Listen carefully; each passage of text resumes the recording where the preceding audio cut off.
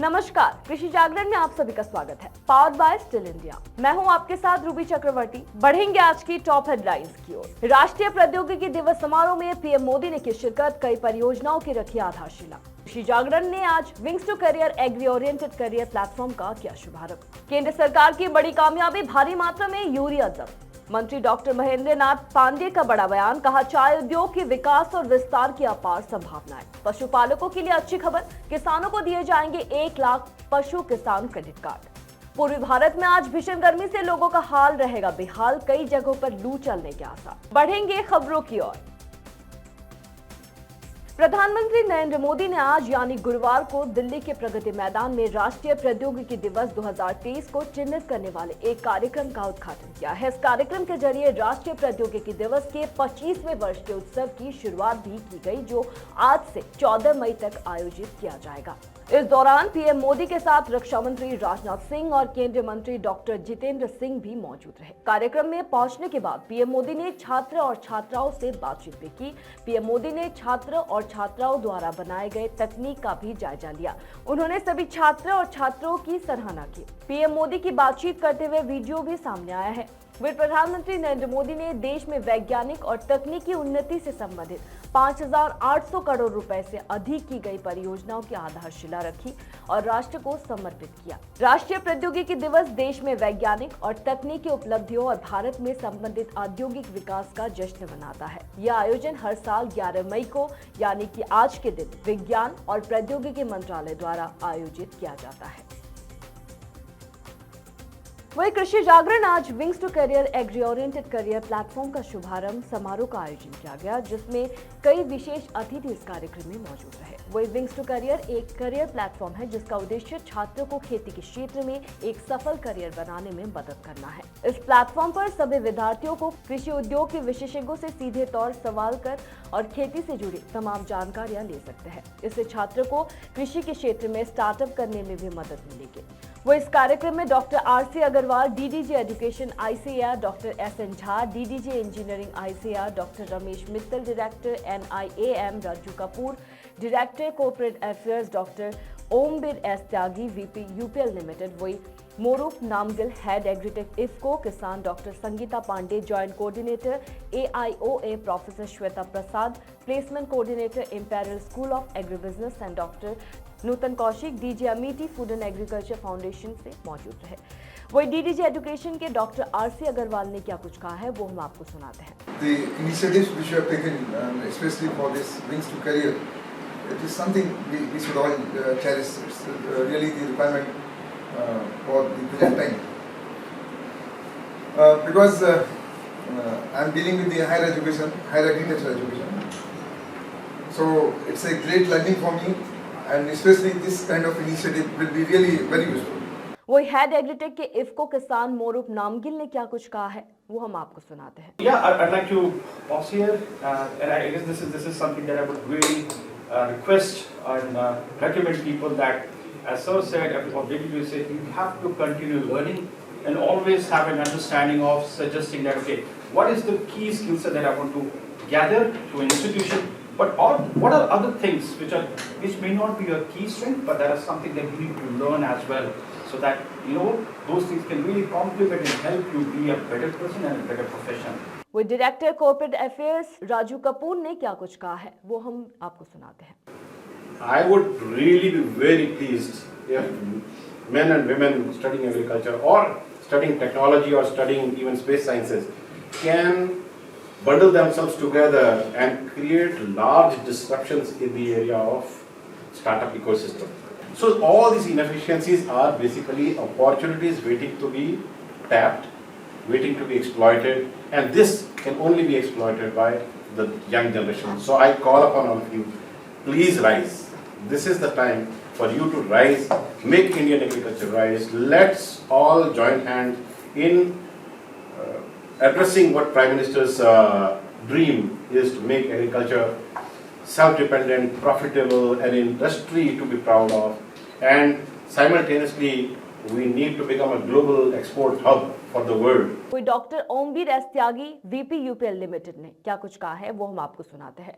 There are many institutions where the parents are giving. and really they do not get the opportunity to come forward. If we can connect to those talents in those areas, I feel future is very bright. Otherwise also future is very bright for agriculture. There is going to be many disruptions through the technologies and otherwise. And these are the words which I want to say you about the UPL. We are an Indian company entering into the 50-50 year with a sales turnover of around 50,000 crores this year. And this company has begun its career 55 years ago as a SME, and today we are operating in 138 countries. And this is how the life should go on, and thank you so much. वही साथ ही कृषि जागरण के editor in chief MC Dominic ने क्या कुछ कहा है वो हम आपको सुनाते हैं। What Krishi Jagran will be doing is that wherever we are not able to reach very easily, we know Amity everyone reaches or ICR everyone reaches, but there are many areas which are in the remotest of areas, but brilliant students are there. Because when we look at the IAS or IIT, we see many of the students come from the village and they enter into it. So there is a lot of potential in the village. We want to help them to out, and that is only possible only with your support and guidance. केंद्र सरकार ने भारी तादाद में नकली urea की बोरियां जब्त की है। औचक निरीक्षण के दौरान ये कार्रवाई हुई है। वही केंद्रीय रसायन और उर्वरक मंत्री डॉक्टर मनसुख मांडविया ने मीडिया से बातचीत के दौरान बताया कि मिक्सर यूनिट्स और सिंगल सुपर फॉस्फेट यूनिट्स और NPK यूनिट्स का औचक निरीक्षण किया गया था और इस दौरान गुजरात, बिहार, केरल, हरियाणा, राजस्थान, कर्नाटक से संदिग्ध यूरिया की 70,000 बोरियां जब्त की गई है और इनमें से 26,199 बोरियां की FCO के दिशा निर्देश के अनुसार डिस्पोज कर दिया गया है। उन्होंने बताया कि दस्तावेज और प्रक्रियाओं में पाई गई कई कंपनियों के कारण 112 मिश्रण निर्माताओं की डीऑथराइज कर दिया गया है। वही अब तक 268 सैंपल टेस्ट किए गए हैं, जिनमें से 79 को पूरी तरह से घटिया घोषित किया गया है। इसके अलावा 120 में नीम के तेल की मात्रा पाई गई है। बाकी सैंपल की रिपोर्ट अभी तक सामने नहीं आई है। वही यूरिया के डाइवर्जन और कालाबाजारी के मामले में 11 लोगों को जेल भेजा गया है।